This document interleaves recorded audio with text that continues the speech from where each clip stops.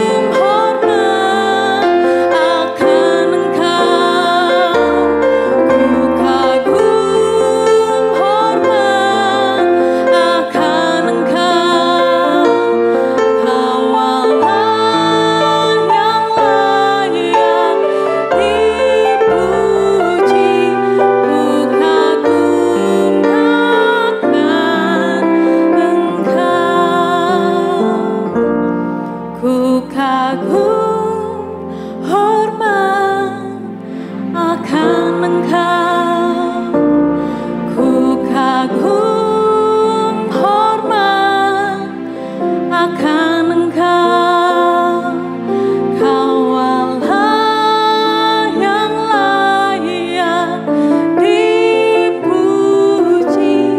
Ku kagum akan Engkau, ku kagum hormat akan Engkau, ku kagum hormat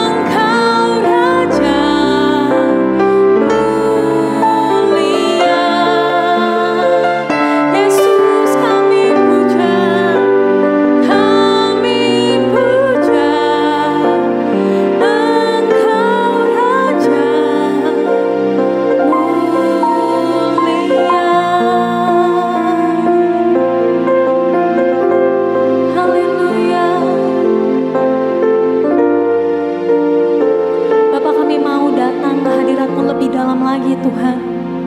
Kami mau seperti Maria, duduk di dekat kaki-Mu, mendengar setiap perkataan firman-Mu Tuhan. Mendengar setiap kata-kata dari Engkau Tuhan. Lembutkan hati kami Tuhan.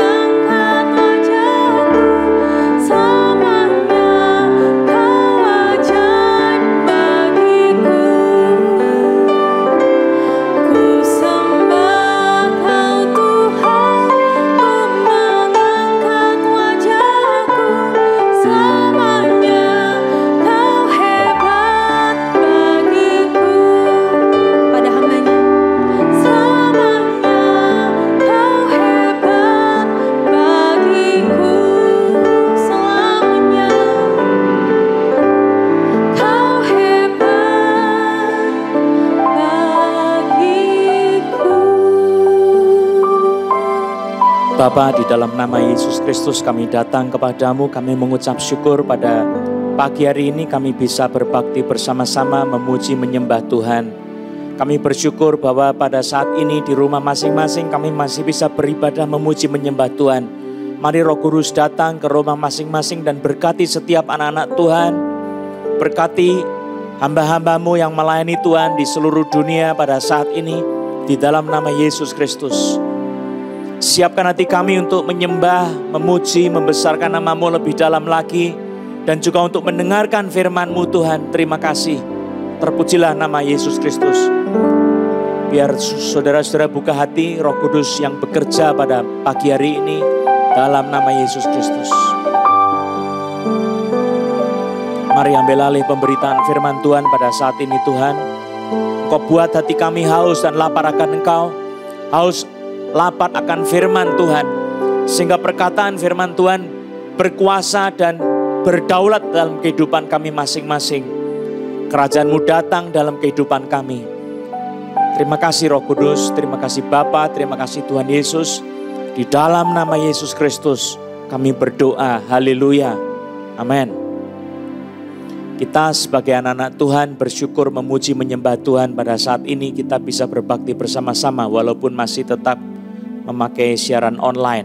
Puji nama Yesus Kristus.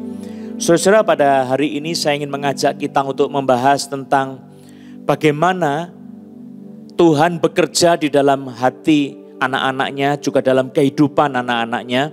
Pada saat umatnya itu berbuat jahat di hadapan Tuhan.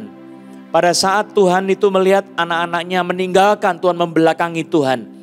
Dan saya tetap masih ingin mengajak kita merenungkan satu topik yang besar, yaitu tentang hal-hal yang menjadi penyertaan Tuhan dalam kehidupan kita. Bagaimana sikap Tuhan dalam penyertaan Tuhan ini.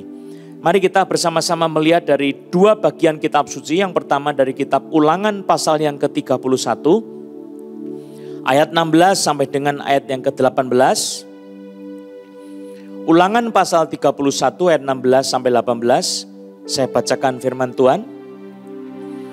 Tuhan berfirman kepada Musa, "Ketahuilah, engkau akan mendapat perhentian bersama-sama dengan nenek moyangmu, dan bangsa ini akan bangkit dan berzina dengan mengikuti allah asing yang ada di negeri. Kemana mereka akan masuk? Mereka akan meninggalkan aku dan mengingkari perjanjianku yang kuikat dengan mereka. Pada waktu itu, murkaku akan bernyala-nyala terhadap mereka. Aku akan meninggalkan mereka dan menyembunyikan wajahku terhadap mereka, sehingga mereka termakan habis dan banyak kali ditimpa malapetaka serta kesusahan. Maka pada waktu itu mereka akan berkata, bukankah malapetaka itu menimpa kita oleh sebab Allah kita tidak ada di tengah-tengah kita? Tetapi aku akan menyembunyikan wajahku sama sekali pada waktu itu, karena segala kejahatan yang telah dilakukan mereka, yakni mereka telah berpaling kepada Allah lain." Saudara yang kekasih dalam Tuhan Yesus Kristus, pada waktu kita melihat teks ini kita tahu bahwa Musa belum masuk ke dalam tanah perjanjian. Dan Musa sudah lanjut usia, tetapi Musa juga melakukan sebagai hamba Tuhan kesalahan yang mana fatal sekali, sehingga Musa tidak diperkenankan Tuhan untuk masuk ke dalam tanah perjanjian. Itu sebabnya Tuhan memanggil Musa dan dia berfirman kepada Musa, dikatakan, "Ketahuilah, engkau akan mendapat perhentian bersama-sama dengan nenek moyangmu, dan bangsa ini nubuatan yang Tuhan sudah tahu apa yang akan terjadi, maka dia menubuatkan. Bangsa ini akan bangkit dan berzina dengan mengikuti allah asing yang ada di negeri. Kemana mereka akan masuk? Mereka akan meninggalkan aku dan mengingkari perjanjianku yang kuikat dengan mereka." Maka bagaimana sikap Tuhan pada waktu menghadapi umat Allah yang membelakangi Tuhan, yang sudah memberontak, yang berzina dengan mengikuti allah asing yang ada di negeri.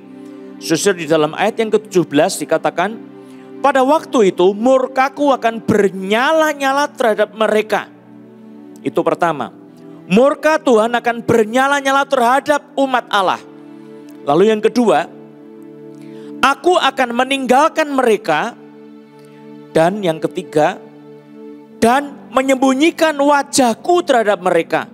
Itu yang berikutnya. Jadi bukan cuma murka Tuhan bernyala-nyala, itu yang pertama. Yang kedua, bahwa disebutkan Tuhan meninggalkan umatnya. Karena mereka mengingkari perjanjian Tuhan dan mereka berzina dengan mengikuti allah asing. Nah, baru saja ada orang yang sakit perut, Tuhan sembuhkan. Itu satu pekerjaan Tuhan, mujizat Tuhan, bukan saya yang melakukannya, tapi Tuhan Yesus yang melakukannya. Lalu yang keempat dikatakan, sehingga mereka termakan habis dan banyak kali ditimpa malapetaka serta kesusahan. Maka pada waktu itu mereka akan berkata, bukankah malapetaka itu menimpa kita oleh sebab Allah kita tidak ada di tengah-tengah kita? Saudara, itu ada satu pekerjaan yang diakibatkan oleh karena mereka itu mengalami kesusahan-kesusahan, maka sadarlah mereka pada saat mereka mengalami malapetaka dengan kesusahan yang hebat itu. Dikatakan, bukankah malapetaka itu menimpa kita oleh sebab Allah kita tidak ada di tengah-tengah kita? Lalu kemudian ayat 18 ditegaskan sekali lagi, tetapi aku akan menyembunyikan wajahku sama sekali pada waktu itu. Karena segala kejahatan yang telah dilakukan mereka, yakni mereka telah berpaling kepada Allah lain. Nah, beberapa minggu kita sudah membahas tentang hal-hal yang berkaitan dengan perkara-perkara yang membuat Tuhan itu tidak menyertai umatnya, meninggalkan umatnya dari penyertaan yang khusus. Saya sudah membahas bahwa bangsa Israel, karena mereka itu menyembah anak lembu emas, maka kemudian Tuhan meninggalkan umatnya pada saat mereka itu tidak mentaati firman Tuhan. Meninggalkan umatnya dalam arti Allah sendiri tidak campur tangan dalam pemeliharaan yang khusus, tetapi Allah memelihara dengan pemeliharaan yang sifatnya umum. Bahwa Tuhan itu tetap ada di mana saja sebab Dia Maha Hadir, Maha Kuasa. Dia menopang segala sesuatu yang ada dengan firman-Nya yang penuh kekuasaan. Nah, karena kedegilan hati umat Allah, di mana mereka terus memberontak melawan Tuhan, maka Tuhan mengirimkan murka-Nya kepada umatnya. Dan kemudian kepada sebagian umat Allah, yang mereka itu menjadi huru-hara yang besar oleh sebab mereka sudah memberontak melawan Tuhan, maka Tuhan membasmi mereka. Sebagian dari mereka dibinasakan oleh Tuhan. Nah, saudara-saudara yang dikasihi oleh Tuhan Yesus Kristus, bacaan kita juga mengulang apa yang terjadi. Tetapi di dalam bacaan kita itu ada sesuatu yang kita bisa memperhatikan, bahwa bukan cuma murka Tuhan bernyala-nyala, tetapi di sini adalah aku akan meninggalkan mereka dan menyembunyikan wajahku terhadap mereka, sehingga mereka termakan habis dan banyak kali ditimpa malapetaka serta kesusahan. Jadi kita melihat di sini, saudara, jikalau tidak dibinasakan, maka ada satu perkara yang terjadi. Tuhan akan meninggalkan umatnya yang hidup dalam dosa, dan Tuhan menyembunyikan wajahnya terhadap mereka sebab Allah itu terlalu kudus, terlalu suci untuk memandang kejahatan. Tetapi yang sangat menyedihkan adalah di dalam Tuhan itu tidak menyertai dengan pemeliharaan yang istimewa, maka Tuhan itu menyembunyikan wajahnya terhadap anak-anak Tuhan yang hidup dalam dosa. Nah, saudara, di dalam bahasa yang dipakai oleh firman Tuhan, Dia menyembunyikan diri, itu adalah kata satar. Kata satar itu adalah bersembunyi dengan menutup mukanya. Dan juga tidak hadir, be absent. Kemudian Dia keep close, tetap di dalam kondisi yang dekat, tapi Dia tersembunyi dari umatnya. Dan Dia tetap menjadi sesuatu rahasia yang tidak kita pahami. Jadi wajah Tuhan sebetulnya Dia waktu menyembunyikan diri, Dia mengamati dari tempat yang tersembunyi. Yang mana Tuhan itu tetap dekat, tetapi Dia tidak menampakkan diri, tetapi Dia juga tidak menyatakan pemeliharaannya yang istimewa dengan cara menolong, memberkati, menyucikan, menguduskan, semuanya itu seperti Tuhan tidak berbuat sesuatu yang baik. Tetapi tangan Tuhan tetap bekerja. Dia hadir dalam kedaulatannya, dikatakan, sehingga mereka termakan habis dan banyak kali ditimpa malapetaka serta kesusahan. Ini yang terjadi, saudara. Jadi tangan pemeliharaan Tuhan bertindak untuk mengatasi mereka supaya mereka itu sadar kembali akan dosa-dosanya dan supaya bertobat. Dibikin kesadarannya sehingga mereka bisa berkata, bukankah malapetaka yang menimpa kita itu disebabkan karena Allah tidak ada di tengah-tengah kita.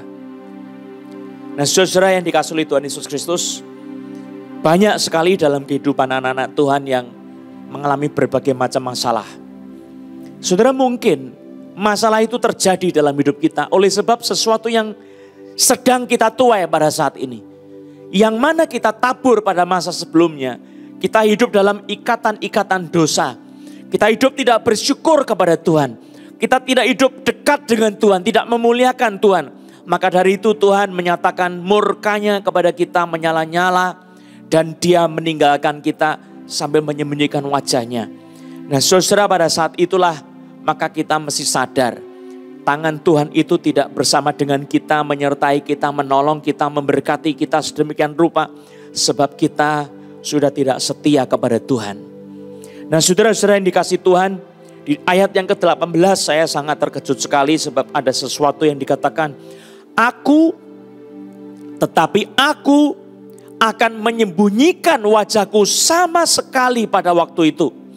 Karena segala kejahatan yang telah dilakukan mereka, yakni mereka telah berpaling kepada Allah lain. Maka dari itu saudara, anak-anak Tuhan, kita semua sebagai orang-orang percaya, jangan sampai kita ada hati yang degil, yang keras kepala, yang kemudian kita berpaling dari Tuhan, kita menyembah kepada Allah yang lain maksud saya. Sehingga Tuhan itu semakin menunjukkan murkanya kepada kita. Dan kita tidak mendapatkan pertolongan yang baik.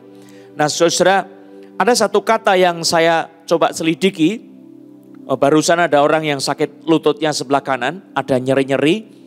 Dan juga ada sakit mata, Tuhan sembuhkan engkau. Ada yang di bagian paha sebelah bawah kanan, kiri atau kanan ya. Sudah juga sakit disembuhkan oleh Tuhan. Ada juga yang pergelangan tangan di sini. Ada satu kesakitan, sesuatu yang sakit seperti radang di situ. Tuhan sembuhkan engkau oleh nama Yesus Kristus, bukan saya yang sembuhkan. Terima kasih Tuhan Yesus, terima kasih Tuhan Yesus, puji nama Yesus. Saudara, saya memperhatikan satu kata yang dituliskan dalam bahasa Indonesia, menyembunyikan wajahku sama sekali. Nah coba saudara perhatikan, ternyata dikatakan di dalam Alkitab, kalau kata menyembunyikan itu pakai kata satar, di dalam bahasa Ibrani, kalau diterjemahkan menyembunyikan sama sekali wajahnya, panimnya Allah, wajahnya, hadiratnya disembunyikan, ditutupi, tidak menyertai kita. Kenapa? Dikatakan di sini menyembunyikan di sini pakai kata yang diulang 2 kali, tetapi berbeda sedikit.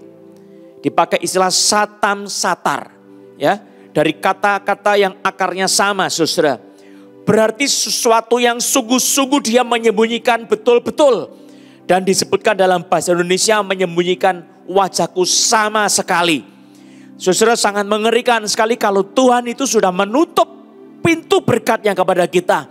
Dan dia menunjukkan hanya murkanya kepada kita. Maka jalan satu-satunya kepada kita tidak ada yang lain. Saudara mesti bertobat sungguh-sungguh dengan kehancuran hati. Kembali kepada Tuhan dengan penyesalan. Dan tidak main-main lagi dengan dosa. Tetapi kembali kepada Tuhan dengan air mata penyesalan yang mendalam. Maka Tuhan akan menolong kita kembali. Saudara yang dikasih Tuhan, coba kita lihat satu bagian yang kedua dari kitab Hakim-Hakim pasal yang ke-13. Saudara, bagaimana itu kan tadi perkataan firman Tuhan. Bagaimana yang terjadi seperti apa? Apakah masih ada jalan keluar bagi kita? Saudara, mari kita lihat bersama-sama bagaimana pelaksanaannya antara apa yang dijanjikan oleh Tuhan. Saya percaya ada kemurahan Tuhan tetap bagi kita semua. Mari buka kitab suci dari kitab Hakim-Hakim pasal 13 ayat pertama sampai dengan ayat yang terakhir, ayat yang ke-25. Baru saja ada orang yang pantatnya sebelah belakang sakit. Ada satu nyeri-nyeri di situ, Tuhan sembuhkan. Sesuatu yang Tuhan kerjakan ini adalah satu mujizat. Ada juga orang yang sakit kepala, sudah disembuhkan oleh nama Yesus Kristus. Terima kasih Tuhan Yesus, puji nama Yesus. Mari kita buka kitab Hakim-Hakim pasal 13. Ayat pertama sampai dengan ayat yang ke-25. Demikianlah bunyi firman Tuhan. Orang Israel melakukan pula apa yang jahat di mata Tuhan. Sebab itu Tuhan menyerahkan mereka ke dalam tangan orang Filistin 40 tahun lamanya. Jadi karena orang Israel berbuat jahat di mata Tuhan, Tuhan menyerahkan mereka ke dalam tangan orang Filistin 40 tahun lamanya. Nah kalau saudara membaca di dalam kitab suci, jelas itu karena murka Tuhan sedang menyala-nyala. Ya, Ulangan pasal 31 tadi udah dijelaskan oleh Tuhan kepada Musa. Walaupun tidak dinyatakan di dalam teks ini, tetapi jelas ini adalah satu gambaran karena kejahatan dari umat Allah. Maka Tuhan murkanya menyala-nyala, oleh sebab itu Tuhan menyerahkan mereka ke dalam tangan orang Filistin 40 tahun lamanya. Nah saudara, ini coba kita bedah sedikit. Pada waktu kita membaca kitab suci, pertanyaan yang muncul dalam diri kita. Apakah sebetulnya Tuhan itu suka menggembleng kita, mendidik kita, membuat kita supaya balik kembali sama Tuhan? Atau sebetulnya Tuhan suka memberkati kita? Atau Tuhan suka dua-duanya? Mana sebetulnya? Bagaimana yang menjadi prioritas Tuhan di dalam hal ini? Nah, saudara yang dikasihi oleh Tuhan Yesus Kristus, kalau kita kembali kepada Alkitab mengenai kerajaan Allah yang datang, ya, pemerintahan Allah di dalam Yesus Kristus, yang kita akui kedaulatannya, sifat Yesus sebagai Raja yang mengontrol hidup kita, yang menguasai, yang memimpin hidup kita dengan rohnya. Itu sesuatu yang Tuhan kehendaki lebih dari segala-galanya. Ya. Maka pada saat diperhadapkan dengan pilihan antara memberkati umatnya, memberikan ketenangan, ketentraman, memberikan kebaikan-kebaikan, dan satu lagi, Tuhan itu melakukan pendidikan bagi kita. Itu tidak bisa dipisahkan dua-duanya. Antara Tuhan yang suka memberkati, yang suka memberikan yang baik kepada umatnya, dengan bagaimana Tuhan mendidik kita. Sebab dua-duanya ini merupakan satu kenyataan, saudara. Tuhan itu memberkati kita dengan memberikan sesuatu yang baik dalam hati kita. Sehingga kalau kita menyimpang dari Tuhan, Tuhan ingin kita kembali kepadanya. Tuhan mau kita setia kepadanya. Maka dikirimkanlah satu penyakit, masalah dalam kehidupan kita, kesusahan, kesesakan, penderitaan, orang berbuat jahat sama kita seperti yang terjadi dalam kitab Hakim-Hakim pasal 1 ini. Tuhan menyerahkan umat yang jahat itu ke dalam tangan musuhnya, ke dalam tangan orang Filistin. Dan mereka itu orang-orang yang jahat, sebab itu musuh. Mereka akan dianiaya, disiksa. Berapa lama? 40 tahun lamanya. Jadi satu generasi 40 tahun menderita, saudara, itu satu generasi semua akan dipulihkan. Hatinya dipertobatkan. Supaya sadar bahwa mereka sudah berdosa di hadapan Tuhan. Nah, saudara yang dikasihi Tuhan. Tuhan itu rupanya di dalam dia punya kehendak. Tuhan tidak luput daripada campur tangannya atas kita supaya kita menjadi anak-anaknya yang setia. Nah, dikatakan di dalam Alkitab bahwa dia itu juga suka memberkati kita. Coba saya bacakan di dalam kitab suci, saudara. Tuhan suka memberkati kita. Kejadian pasal 12 ayat 1-3 berfirmanlah Tuhan kepada Abraham. Pergilah dari negerimu dan dari sanak saudaramu dan dari rumah bapamu ini ke negeri yang akan kutunjukkan kepadamu. Aku akan membuat engkau menjadi bangsa yang besar dan memberkati engkau, serta membuat namamu masyhur, dan engkau akan menjadi berkat. Aku akan memberkati orang-orang yang memberkati engkau dan mengutuk orang-orang yang mengutuk engkau. Dan olehmu semua kaum di muka bumi akan mendapat berkat. Artinya sebetulnya Tuhan itu suka memberkati anak-anaknya supaya anak-anaknya itu menjadi berkat. Maka kalau kita ingin betul-betul hidup dalam berkat Tuhan, kita menjadi orang harus bisa jadi berkat bagi orang lain. Dan kita suka memberkati orang lain. Disinilah maksud rencana Tuhan itu akan digenapi dalam hidup kita. Nah, saudara, coba kita melihat satu bagian lagi kitab suci. Bilangan pasal yang ke-6, nanti kita akan kembali ke Hakim-Hakim pasal 13. Bilangan pasal yang ke-6 ayat 23-26. Dikatakan dalam firman Tuhan, ini tentang umat Allah.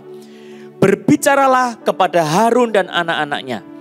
Beginilah harus kamu memberkati orang Israel, umatnya, ya. Katakanlah kepada mereka, Tuhan memberkati engkau dan melindungi engkau. Tuhan menyinari engkau dengan wajahnya dan memberi engkau kasih karunia. Tuhan menghadapkan wajahnya kepadamu dan memberi engkau damai sejahtera. Artinya apa, saudara? Tuhan kita adalah Allah perjanjian yang pada hakikatnya Allah itu bukan Allah yang suka menghukum, tetapi Allah yang suka memberkati umatnya, suka melindungi umatnya, suka memberikan yang baik kepada anak-anaknya. Dia bukan Allah yang suka menghajar kita, suka mukul kita, suka menganiaya kita. Bukan sama sekali, saudara. Tujuan Tuhan adalah membuat kita sebagai umat Allah yang setia, yang baik, yang benar, yang diberkati dengan berlimpah-limpah. Supaya apa? Supaya kita menjadi berkat bagi orang lain. Tapi seringkali dalam hidup kita itu, hidup kita tidak seperti menjadi apa yang Tuhan kehendaki. Kita masih sering hidup dalam ikatan dosa. Kita masih terikat oleh hawa nafsu. Banyak seperti itu, saudara. Nah, sebetulnya anak-anak Tuhan di dalam Yesus Kristus, dia sudah menyalipkan daging dengan segala hawa nafsu dan keinginannya. Dia menjadi orang yang hidup di dalam iman. Sehingga yang hidup itu bukan lagi dirinya, tetapi Kristus yang hidup di dalam dirinya. Hidup yang dihidupi sekarang dalam daging adalah hidup oleh iman dalam anak Allah yang mengasihi kita. Nah, susah, sehingga apa yang terjadi? Semestinya kita sebagai anak-anak Tuhan, kalau betul-betul kita menjadi milik Tuhan, saudara dan saya milik Tuhan sejati, maka sesungguhnya Tuhan menyucikan kita dari segala dosa-dosa kita. Kita dibebaskan dari ikatan dosa. Dan kita dimampukan hidup yang kudus dan benar. Alkitab itu memberikan satu pedoman. Yang tidak peduli saudara punya teologi macam apa. Tapi Alkitab bilang apa? Jalan orang benar seperti cahaya fajar yang bersinar kepada kita. Makin hari makin terang. Makin lama makin terang. Sehingga rembang tengah hari. Jadi terangnya itu betul-betul tidak menghasilkan bayangan, saudara. Sebab kita betul-betul di dalam terang yang makin lama makin benderang, makin terang. Hidup kita harus memancarkan terang Kristus. Maka jikalau kita tidak setia kepada Tuhan, karena Allah berdaulat atas segala sesuatu, tangannya itu digerakkan untuk membawa kita pada pengudusan dengan cara yang tidak bisa kita hindari, saudara. Diserahkanlah kita ke dalam kesusahan-kesusahan, dalam penderitaan-penderitaan.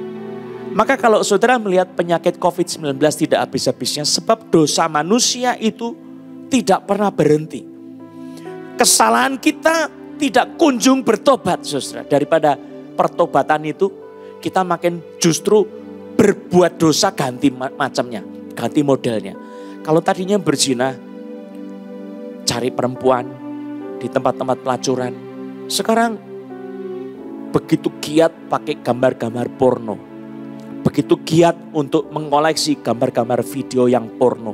Saudara, betapa kita sudah jatuh dalam dosa. Maka Tuhan itu kalau masih sayang sama kita, maka Dia akan mendidik kita dengan caranya sendiri. Supaya kita kembali kepada Tuhan. Bagaimana? Dengan cara dikirimkannya musuh-musuh. Termasuk sakit penyakit, termasuk penderitaan-penderitaan apapun yang kita tidak bisa tahan. Nah, saudara, tujuannya apa? Supaya kita sadar bahwa apa yang terjadi, Tuhan tidak bersama-sama dengan kita. Sebab kita sudah membelakangi Dia, sudah meninggalkan Dia. Maka kita itu harus kembali kepada Tuhan dengan pertobatan. Dan ini penting sekali. Tetap kita harus sadar, Tuhan itu waktu Dia bicara sama Musa, engkau harus bicara sama Harun dan anak-anaknya. Begini, katakan kepada mereka, Tuhan memberkati engkau dan melindungi engkau. Tuhan suka sekali memberkati kita. Coba katakan dengan iman, Tuhan suka memberkati saya. Tuhan suka melindungi saya. Amin. Percaya enggak, saudara? Tuhan itu Allah yang baik, bukan Allah yang kejam. Dia suka memberkati kita. Kitalah yang hidup tidak setia sama Tuhan. Jangan salahkan Tuhan kalau sampai Tuhan mendatangkan masalah dalam hidup kita. Karena apa? Karena kita itu tidak setia sama Tuhan. Supaya apa? Supaya kita kembali kepada Tuhan. Coba kita perhatikan firman Tuhan. Di sini Tuhan menyerahkan umatnya yang suka berbuat jahat ke dalam tangan musuh-musuhnya. Musuh kita, ya, bangsa Filistin. Bisa juga dengan penyakit-penyakit, dengan orang yang kemudian menekan hidup kita, sehingga kita mencari wajah Tuhan. Kadang-kadang setan itu diizinkan sama Tuhan datang untuk menerpa kehidupan kita. Kita dibikin susah oleh si iblis, kesukaran-kesukaran menyerang kita. Nah, silih berganti, masalah satu ganti yang lain, ganti lagi yang lain. Sebab apa? Kita belum sungguh-sungguh bertobat, hati kita belum berpaling kepada Tuhan. Coba perhatikan firman Tuhan. Kembali ke Hakim-Hakim pasal yang ke-13 ini, saudara. Orang Israel melakukan pula apa yang jahat di mata Tuhan. Sebab itu Tuhan menyerahkan mereka ke dalam tangan orang Filistin 40 tahun lamanya. Pada waktu itu ada seorang dari Zora, dari keturunan orang Dan, namanya Manoah, istrinya mandul tidak beranak. Dan malaikat Tuhan menampakkan diri kepada perempuan itu dan berfirman kepadanya, demikian, memang engkau mandul tidak beranak, tetapi engkau akan mengandung dan melahirkan seorang anak laki-laki. Oleh sebab itu peliharalah dirimu, jangan minum anggur atau minuman yang memabukkan, dan jangan makan sesuatu yang haram. Sebab engkau akan mengandung dan melahirkan seorang anak laki-laki. Kepalanya takkan kena pisau cukur, sebab sejak dari kandungan ibunya anak itu akan menjadi seorang nazir Allah. Dan dengan dia akan mulai penyelamatan orang Israel dari tangan orang Filistin. Artinya apa, saudara? Satu saat Tuhan tetap memberikan kelegaan kepada anak-anaknya. Jadi kita harus tahu, jalan Tuhan membentuk hidup kita dengan kesusahan itu tidak kekal selama-lamanya. Ada periode waktunya. Pada masanya yang tertentu, walaupun dikatakan dalam kitab suci, 40 tahun mereka ada di dalam tangan orang Filistin. Di tengah-tengah masa 40 tahun itu, Tuhan mengutus seorang yang kemudian melahirkan yang namanya hamba Tuhan, Simson. Ya, Simson ini dilahirkan dari seorang keturunan dari Dan, namanya Manoah, dan istrinya waktu itu mandul, tidak beranak. Tuhan datang sebagai malaikat yang menampakkan diri kepada perempuan itu dalam wajah yang menakutkan dan berfirman kepada perempuan itu, memang engkau mandul, tidak beranak, tetapi engkau akan mengandung dan melahirkan seorang anak laki-laki. Oleh sebab itu dikatakan ayat 4, peliharalah dirimu, jangan minum anggur atau minuman yang memabukkan, dan jangan makan sesuatu yang haram. Nah saudara, cara Tuhan bekerja di dalam diri umatnya itu sangat unik. Tuhan memilih orang yang memang dipersiapkan untuk pekerjaan penyelamatan itu. Dan orang yang mau dipakai untuk pekerjaan penyelamatan itu harus betul-betul hidup dalam kekudusan. Peliharalah dirimu, jangan minum anggur atau minuman yang memabukkan, dan jangan makan sesuatu yang haram. Sebab orang yang akan dipakai Tuhan sebagai alat kerajaannya adalah orang yang menyucikan diri dari segala hal yang jahat. Dikatakan ayat 5, engkau akan mengandung dan melahirkan seorang anak laki-laki, kepalanya tak akan kena pisau cukur. Saudara, ini adalah satu jenis pengkhususan menjadi nazir Allah. Nah saudara, nazir Allah, kata nazir itu artinya dipisahkan, dikuduskan, dipisahkan, tetapi dia tidak dirapikan, tidak diatur dengan proses manusia. Itu tangan Tuhan yang bekerja sendiri, itu adalah seorang nazir Allah.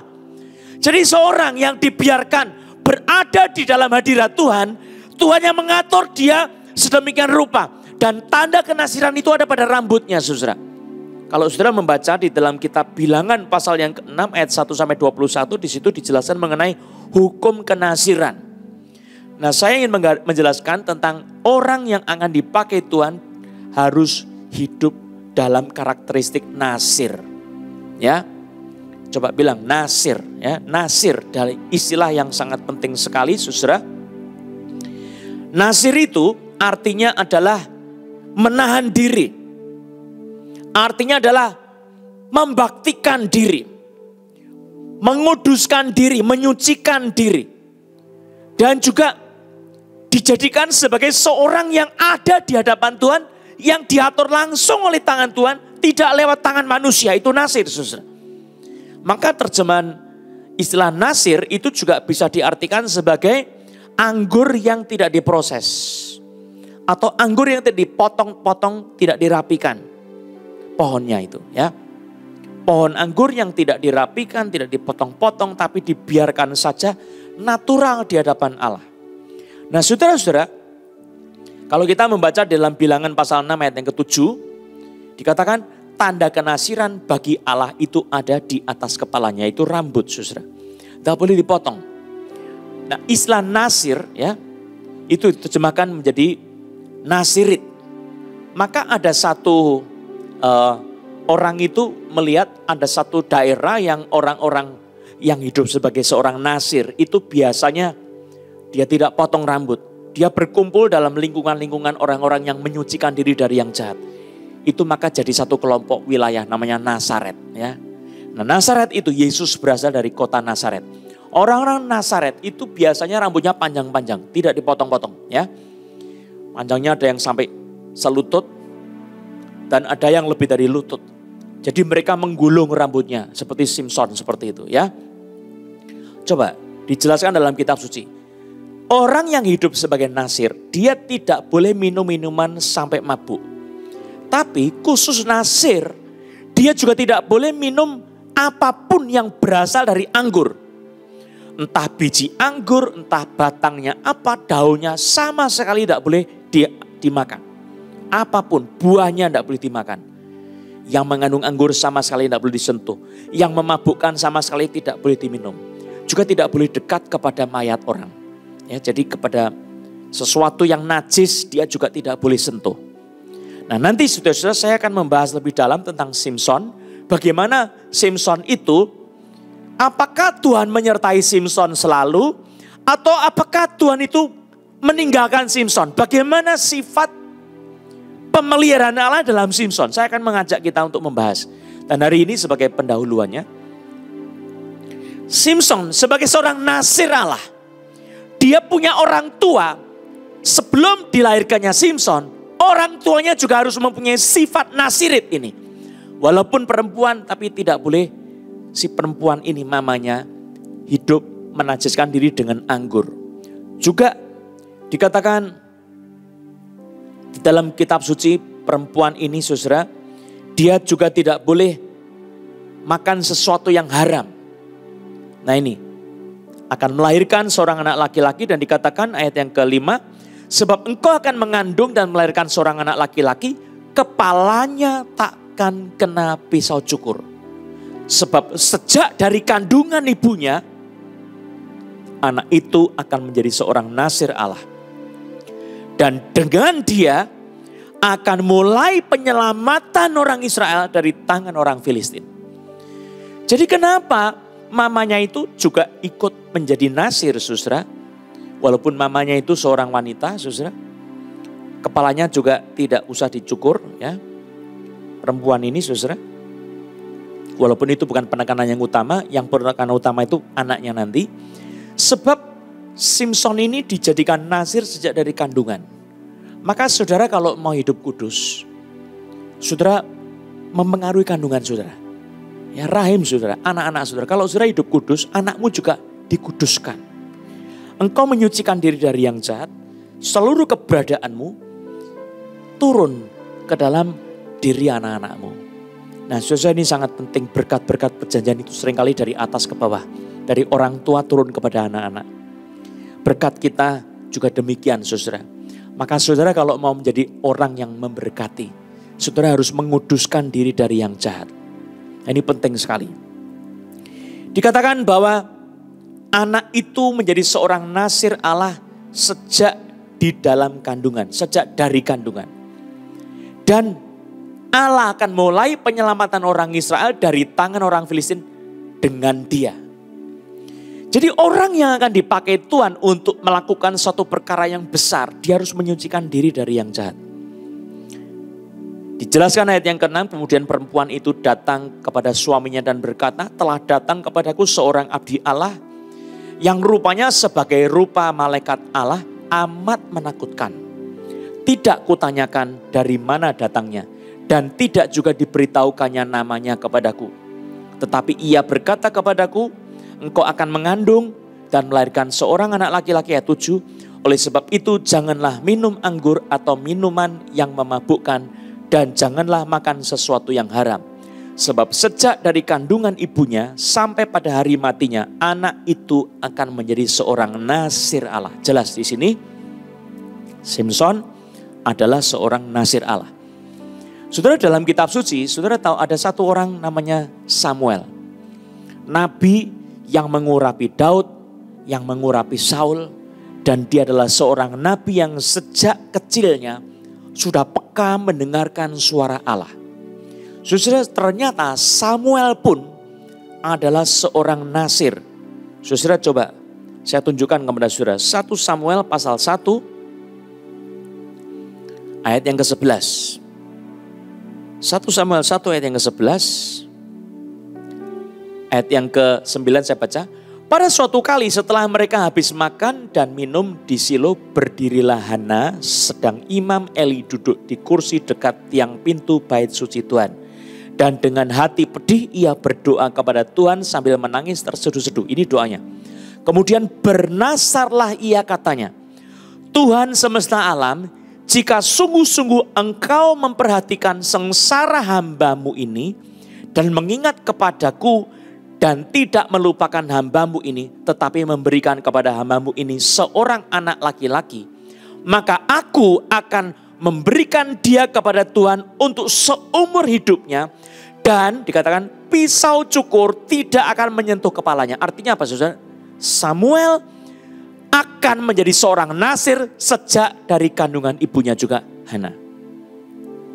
Maka tidak heran saudara, seorang nasir Tuhan yang dari kandungan ibunya Samuel ini, dia akan menjadi seorang yang peka mendengar suara Tuhan. Dia akan bisa mendengar suara Tuhan secara audible atau mungkin di dalam rohnya atau dalam hatinya. Ya, kita kembali lagi ke dalam kitab Hakim-Hakim pasal yang ke-13.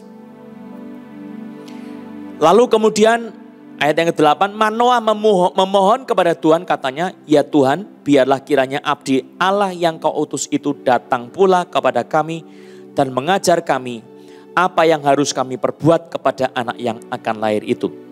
Ayat 9, maka Allah mendengarkan permohonan Manoah sehingga malaikat Allah datang pula kepada perempuan itu ketika ia duduk di padang dan ketika Manoah suaminya itu tidak ada bersama-sama dengan dia. Kemudian perempuan itu segera berlari memberitahukan kepada suaminya, katanya kepadanya, orang yang datang kepadaku baru-baru ini menampakkan diri pula kepadaku. Ayat 11, lalu bangunlah Manoah dan mengikuti istrinya. Setelah sampai kepada orang itu berkatalah ia kepadanya, engkaukah orang yang telah berbicara kepada perempuan ini? Jawabnya, benar. 12, lalu kata Manoah, dan apabila terjadi yang kau katakan itu, bagaimanakah nanti cara hidup anak itu dan tingkah lakunya? Perhatikan yang ditanyakan soal cara hidup anak itu nanti yang akan lahir. Tingkah lakunya seperti apa? Ayat 13. Jawab malaikat Tuhan itu kepada Manoah.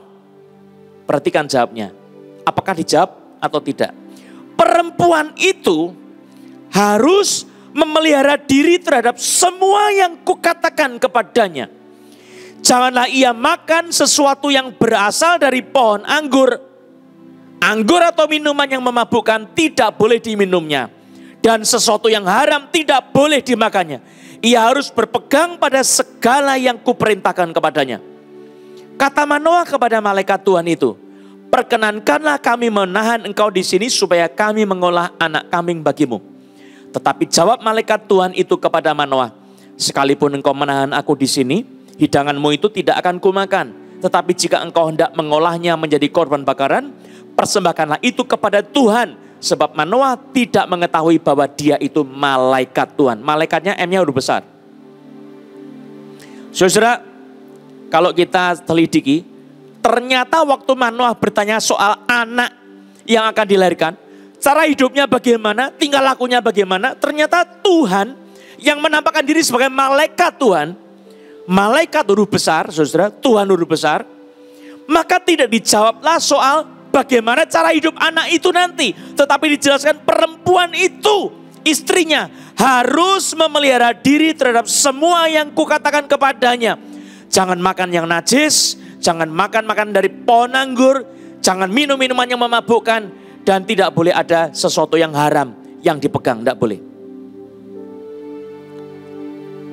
Termasuk mayat, tidak boleh dekat-dekat sama mayat, saudara. Ini bicara soal apa, saudara? Pengudusan diri mama daripada Simson, istri Manoah yang tidak disebut namanya, ya, Nyonya Manoah ya tentunya, saudara. Di sini maksudnya apa, saudara? Supaya Simson sebagai seorang nasir, dia disupport oleh orang tuanya. Sehingga urapan nasir itu bukan datang hanya kepada Simson, tetapi juga melalui orang tuanya datang support kepada anaknya sebagai seorang nasir yang dikhususkan hidup bagi Tuhan. Nah saudara, nanti kita akan melihat efek yang besar akibat dari orang tuanya hidup kudus kepada anaknya seperti apa? Saya akan menjelaskan nanti lebih dalam lagi saudara dalam khotbah-khotbah berikutnya. Lalu kemudian Manoah bertanya kepada malaikat Tuhan itu, siapa namamu? Sebab apabila terjadi yang kau katakan itu, maka kami hendak memuliakan engkau. Tetapi jawab malaikat Tuhan itu kepadanya, mengapa engkau menanyakan namaku? Bukankah nama itu ajaib? Saudara, ini bicara soal karakter daripada nama itu. Bukan kepada namanya itu. Namanya siapa? Bukan, tetapi karakternya nama itu adalah ajaib, saudara. Kalau saudara tahu bahasa aslinya itu sangat dahsyat sekali. Itu kata pili atau pali. Artinya rahasia terlalu luar biasa. Mujizat. Namanya sangat ajaib.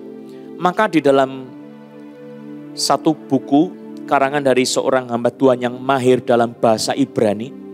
Ya, orang ini orang Ibrani saudara, tapi dia mahir juga dalam Alkitab bahasa Ibrani, juga bahasa Yunani, mahir sekali orang ini. Dia juga menjelaskan soal di sini nama itu saudara, itu bicara soal keajaiban yang absolut dan yang tertinggi. Absolutely and supremely wonderful. Ya. Ajaib yang absolut dan yang tertinggi. Ya. Yang tidak ada tandingannya. Nama yang tiada taranya. Dan ini adalah nama Tuhan sendiri, saudara. Dijelaskan di dalam Alkitab, sesudah itu Manoah mengambil seekor anak kambing dan korban sajian lalu mempersembahkannya kepada Tuhan di atas batu. Lalu dibuatnya keajaiban sementara Manoah dan istrinya memandanginya. Sedang nyala api itu naik ke langit dari mezbah. Apinya terbakar, korbannya terbakar. Maka naiklah malaikat Tuhan dalam nyala api mezbah itu. Naik ke atas. Maka dikatakan naiklah malaikat Tuhan dalam nyala api mezbah itu. Ketika Manoah dan istrinya melihat hal itu, sujudlah mereka dengan mukanya sampai ke tanah. Saya akan teruskan berikutnya saudara. Intinya apa? Tuhan itu adalah Tuhan yang membuat keajaiban. Walaupun umatnya berdosa, walaupun Tuhan menyembunyikan wajahnya, tetapi Tuhan tidak menutup pintu anugerah. Masih ada jalan keluar yang diberikan oleh Allah. Dia mengutus hamba-hambanya. Dia mengutus hakim-hakim. Dia utus Simson. Dia utus pendahulu Simson untuk hidup kudus supaya umatnya itu diselamatkan. Dan umatnya hidup benar dan supaya diselamatkan dari musuh-musuh yang mengancam mereka. Saudara-saudara yang dikasihi oleh Tuhan Yesus Kristus, artinya apa? Tuhan tetap tidak meninggalkan umatnya. Tetapi sekali lagi saya mau katakan, asalkan kita jangan keterlaluan. Keras hati, degil, kita tetap menyembah Tuhan dan kita kemudian maki-maki Tuhan, kita marah-marah sama Tuhan. Kecelakaan bisa datang kepada kita sendiri. Yang penting saudara satu hal, Tuhan walaupun murka, tetap ada pintu anugerah buat kita. Maka pada saat ini saya mau ajak kita yang sudah hidup dalam ikatan dosa, berpalinglah kepada Tuhan, bertobatlah kembali. Engkau yang meninggalkan Tuhan hidup dalam ikatan dosa, engkau menyakiti hati Tuhan terus-menerus, engkau dapat kesusahan-kesusahan. Kenapa? Kembali sama Tuhan. Itu supaya engkau sadar, ada warning dari surga, ada peringatan dari surga. Dia tidak langsung menghukum engkau, membunuh engkau, tidak. Ada warning, satu hal, supaya apa? Kau kembali sama Tuhan. Ikutlah kembali, panggilannya itu terbuka sekarang. Yesus berkata, marilah kepadaku, semua yang letih lesu dan berbeban berat, aku akan memberi kelegaan kepadamu. Pikulah kuk yang kupasang dan belajarlah padaku, karena aku lemah lembut dan rendah hati, dan jiwamu akan mendapat ketenangan. Sebab kuk yang kupasang itu enak dan bebanku pun ringan. Saudara, diberkatilah kita kalau kita kembali kepada Tuhan. Anugerah Tuhan berlimpah-limpah dalam hidup kita. Amin. Mari kita berdoa. Musim akan selalu berganti, tapi kasih Tuhan tetap abadi. Nyanyikan bersama-sama.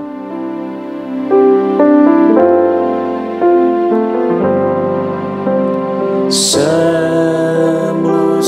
berlalu, namun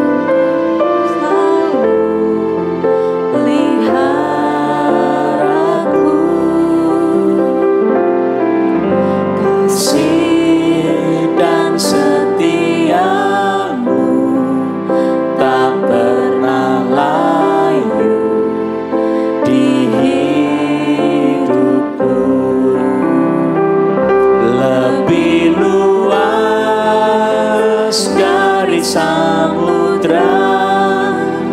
Kebaikan-Mu Bapa takkan habis di hidupku, lebih tinggi dari cakrawala, tak terbatas kasih-Mu.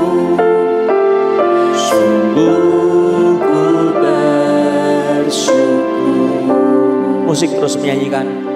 Kita berdoa, Roh Kudus, berkati umat-Mu yang sedang mencari wajah-Mu saat ini, yang sedang berpaling kepada Tuhan, yang sedang mencari wajah-Mu. Jangan Kau tinggalkan, jangan Kau buang mereka. Kirimkanlah belas kasihan-Mu Tuhan.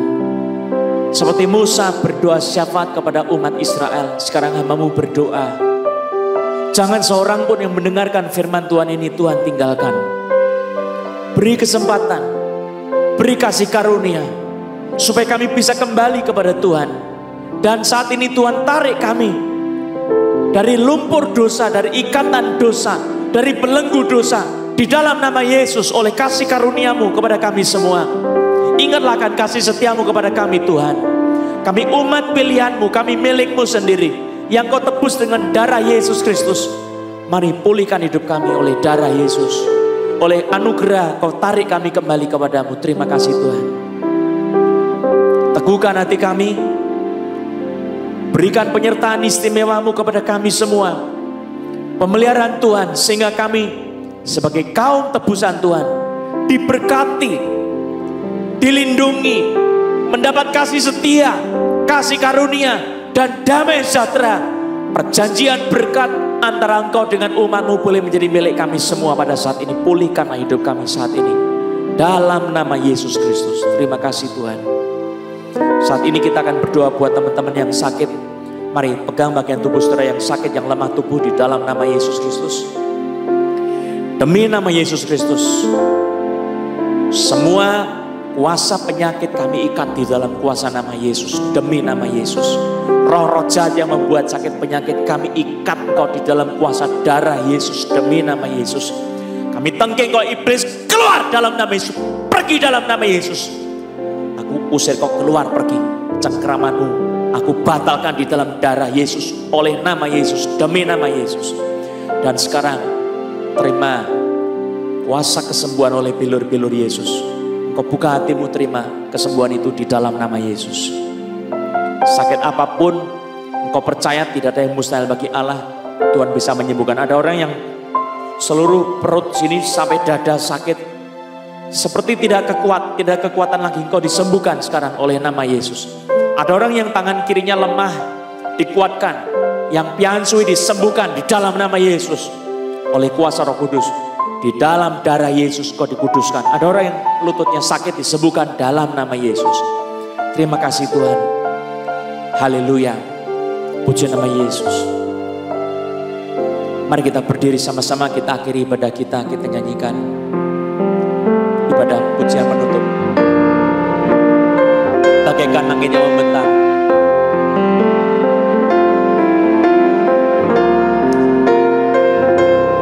Bagaikan langit yang membentang, begitu luas kasih Tuhan, tiada terhitung pertolongan-Mu dalam hidupku.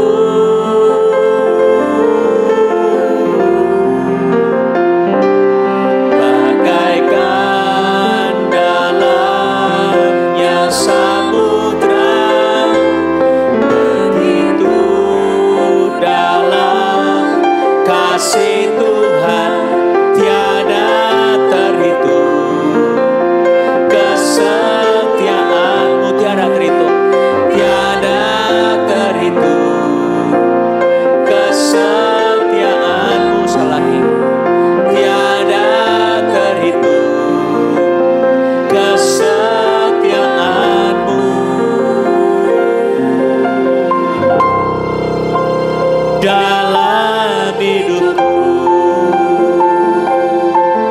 Mari arahkan hatimu kepada Tuhan, terimalah berkat Tuhan. Kiranya anugerah sejahtera daripada Allah Bapa kita, pertolongan dari Tuhan Yesus serta persekutuan Roh Kudus menyertai kehidupanmu. Diberkati dan dilindungilah engkau oleh Tuhan Allah kita. Kiranya Tuhan memberkati engkau dengan wajahnya disinarkan kepadamu dan memberi engkau kasih karunia. Kiranya Tuhan menghadapkan wajahnya kepadamu dan memberi engkau damai sejahtera.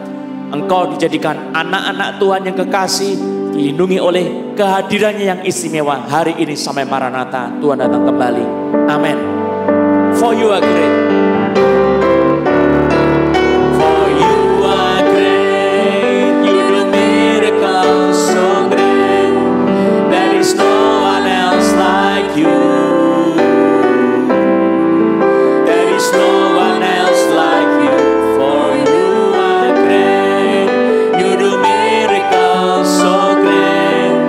There is no one else like you. There is no one else like you. There is no one else like you. There is no one else like you. There is no one else like you.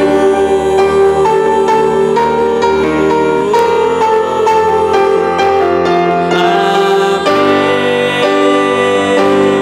Puji nama Yesus. Amin.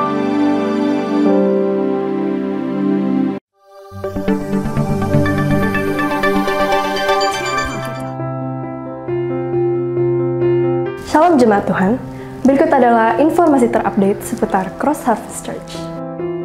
Inspiring Devotion adalah pendalaman Alkitab di mana saudara bisa mengenal firman Tuhan lebih dalam lagi. Jangan lupa, setiap hari Selasa pukul 7 malam. Untuk kamu yang masih muda, kalian bisa bergabung bersama online youth service setiap hari Sabtu pukul 7 malam via Zoom. Untuk informasi ID Zoom, kalian bisa menghubungi hotline gereja berikut ini. Mari ajak anak-anak kita mengikuti Children Ministry setiap hari Minggu pukul 11 siang di YouTube channel CHC Gading Serpong. Sunday Celebration. Ibadah online ini diadakan setiap hari Minggu pukul 9.30. Mari siapkan hati kita untuk beribadah bersama-sama. Bagi jemaat yang ingin memberikan persembahan mingguan, persepuluhan, dan persembahan ucapan syukur, jemaat bisa memberikannya melalui rekening gereja berikut ini. Sekian informasi dari kami. Kami mengajak saudara untuk follow Instagram kami di @chcgadingserpong, YouTube @chcgadingserpong. Jangan lupa untuk di-subscribe dan tekan tombol lonceng untuk informasi terupdate. Untuk Facebook, saudara bisa add friend di akun Johannes Lilik Susanto. Saya Jenis Andreas. Happy Sunday, Tuhan memberkati.